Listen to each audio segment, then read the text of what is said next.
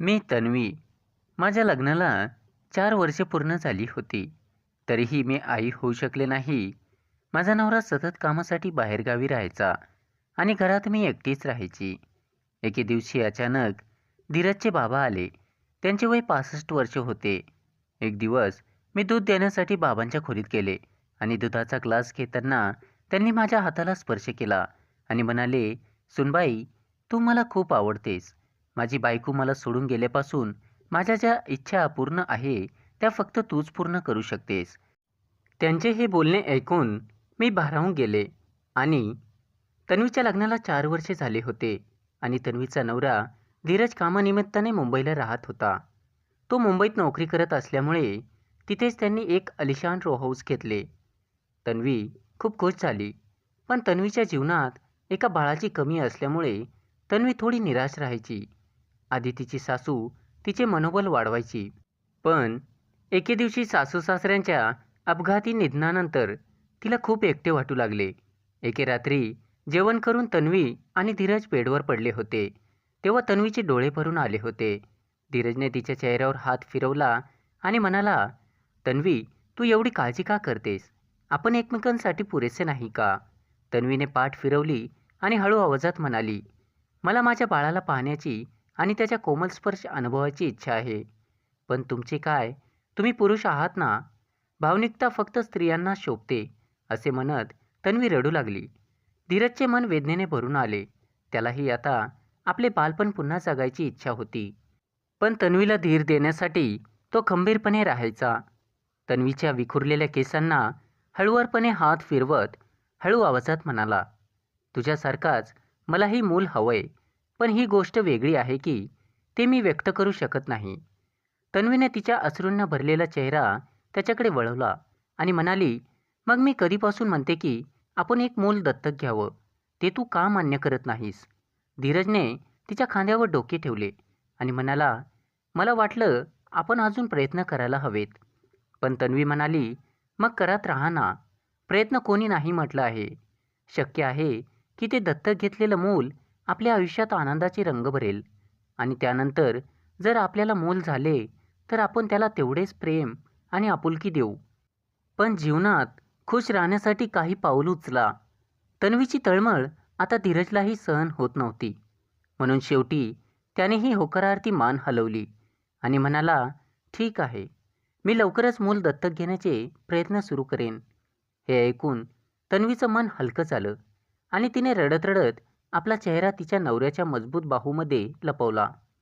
काही महिन्यातच तन्वी आणि धीरज यांनी मिळून एक मूल दत्तक घेतले. आता दोघांच्या आयुष्यात फक्त आनंद होता. बायकोच्या चेहऱ्यावरची चमक पाहून धीरजला आपल्या निर्णयांचा पश्चाताप झाला नाही. तन्वी तर आधीच खूप सुंदर होती. पण मुलाच्या आगमनानंतर आनंदामुळे ती तिच्या वयापेक्षा कितीतरी पटीने लहान दिसू लागली. जिथे पूर्वी ती दिवसभर विखुरलेली असायची आणि घड्याळासारखी तिचे काम पूर्ण करायची, आता ती सकाळी लवकर आंघोळ करून आनंदिनी मनाने तयार झाली आणि एकदम फ्रेश दिसत होती. सर्व काही एकदम परफेक्ट झाले होते. पण त्यांच्या आयुष्यात एक वादळ येणार होते याचा त्यांना अंदाजही नव्हता. एक दिवस तन्वीचा मुलगा मयूर शाळेत गेला होता. धीरज त्याच्या ऑफिसला निघून गेला होता आणि तन्वी घरातील सर्व कामे आवरून नुकतीच वर्तमानपत्र वाचत बसली होती की अचानक कोणीतरी दरवाजा वाजवला. तन्वीने दरवाजा उघडून पाहिलं तर एक अनोळखी व्यक्ती तिच्यासमोर उभा होता. दिसायला तो एकदम धष्टपुष्ट दिसत होता. पण त्याच्या चेहऱ्याच्या सुरकुत्यावरून तो बऱ्यापैकी म्हातारा झाल्याचे दिसून येत होते. तो व्यक्ती कोणताही परिचय न देता म्हणू लागला की धीरज कुठे आहे? तन्वी गोंधळलेल्या आवाजात म्हणाली, "पण तुम्ही कोण आहात?" उत्तर देण्याऐवजी त्या व्यक्तीने पुढचा प्रश्न विचारला, "तू धीरजची बायको आहेस ना?" तन्वीने उत्सुकतेने सांगितले, "हो.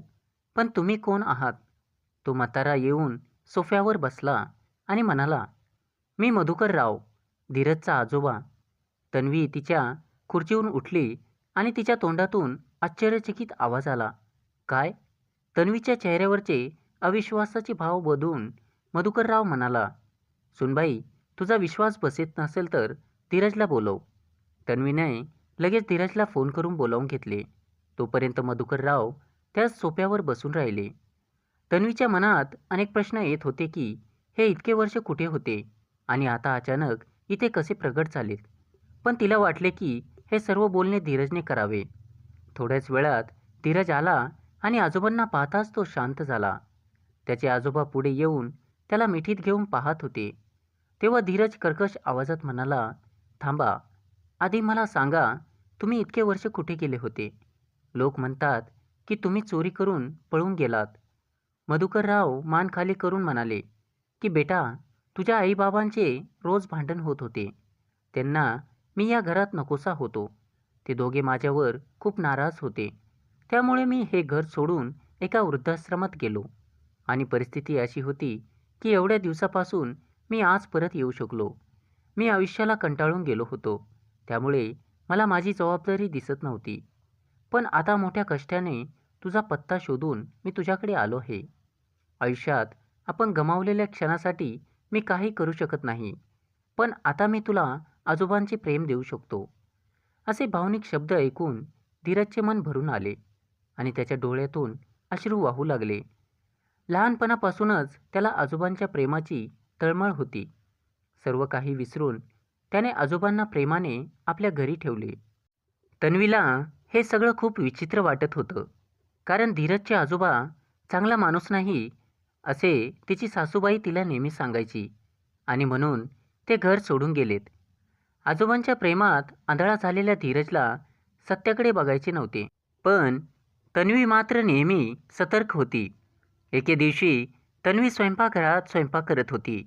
तेवढ्यात धीरजचे आजोबा स्वयंपाकघरात आले आणि विचित्र नजरेने तिच्याकडे पाहू लागले. तन्वीची नजर त्यांच्यावर पडताच ती थक्क झाली.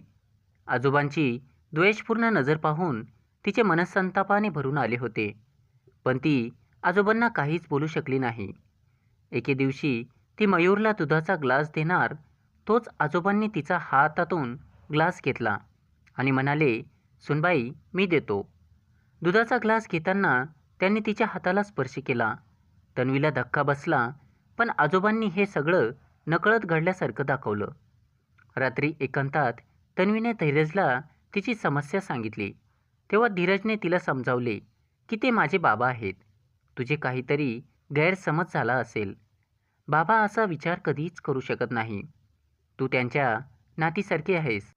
तर मी मनात विचार करू लागले की हो, मी त्यांच्या नातीसारखी आहे. पण त्यांच्या मनात काही वेगळेच चालले आहे. हे तुम्हाला माहीत आहे का? ते मला त्यांची नात मानतील तेव्हा ना. असेच दिवस जात होते. सगळे आपापल्या दिनचर्येत व्यस्त होते. पण दिवसेंदिवस तन्वीला धीरजच्या बाबांची नजर जाणवू लागली. पण इच्छा असूनही ती त्यांच्याविरुद्ध काही बोलू शकली नाही. कारण तिच्याकडे काही पुरावा नव्हता आणि धीरजही काही ऐकायला तयार नव्हता. एके दिवशी संध्याकाळी तन्वी स्वयंपाकघरात स्वयंपाक बनवण्याच्या तयारीत होती. तेव्हा धीरजने फोन केला. तन्वीच्या हाताला पीठ लागलेले होते. त्यामुळे तिने फोन उचलला नाही. तेवढ्यात बाबा स्वयंपाकघरात आले आणि म्हणाले, अगं सुनबाई, धीरजचा फोन आला होता. तो सांगत होता की तू फोन उचलत नाही आहेस. त्याने मला सांगितले की त्यांच्या ऑफिसमध्ये अर्जंट मीटिंग असल्यामुळे तो आज रात्री घरी येऊ शकणार नाही. कारण त्याला मीटिंगची तयारी करायची आहे. एवढे बोलून तो एक कुटील हास्य करत स्वयंपाकघरातून निघून गेला. तन्वी थोडी घाबरली होती की आज तिला रात्रीच्या वेळी अशा व्यक्तीसोबत घरात एकटे राहावे लागेल. तन्वीने पटकन बाबाला जेवायला दिले आणि त्यानंतर ती स्वतः खोलीत जाऊन पडली. आज भीतीमुळे तिला झोप येत नव्हती. ती तिच्या नवऱ्याला पण फोन करत होती, पण तो कामात व्यस्त होता. शेवटी तन्वीला वाटलं की आज आपण मयूरच्या खोलीत झोपू. तिने बेडरूमचा दरवाजा उघडला आणि ती झोपायला मयूरच्या खोलीत गेली. तिला झोपून थोडाच वेळ झाला होता की तिचा मोबाईल वाजायला लागला. तिचा मोबाईल तिच्या खोलीतच विसरला होता. तिला वाटले की काहीतरी महत्त्वाचा कॉल असेल. त्यामुळे ती कॉल घेण्यासाठी तिच्या खोलीत गेली. तिने मोबाईल उचलताच मागून बाबा आले आणि त्यांनी दरवाजा बंद केला. तिला धक्काच बसला. कारण तिच्या मोबाईलवर बाबाच फोन करत होते. तन्वी घाबरली, तरीही ती स्पष्ट आवाजात म्हणाली, "बाबा, हे तुम्ही काय करताय?" बाबा हसले आणि म्हणाले, "मला तू खूप आवडतेस, पण तू माझ्याशी एवढं उद्धटपणे का वागतेस?" तन्वीचे डोळे रागाने लाल झाले.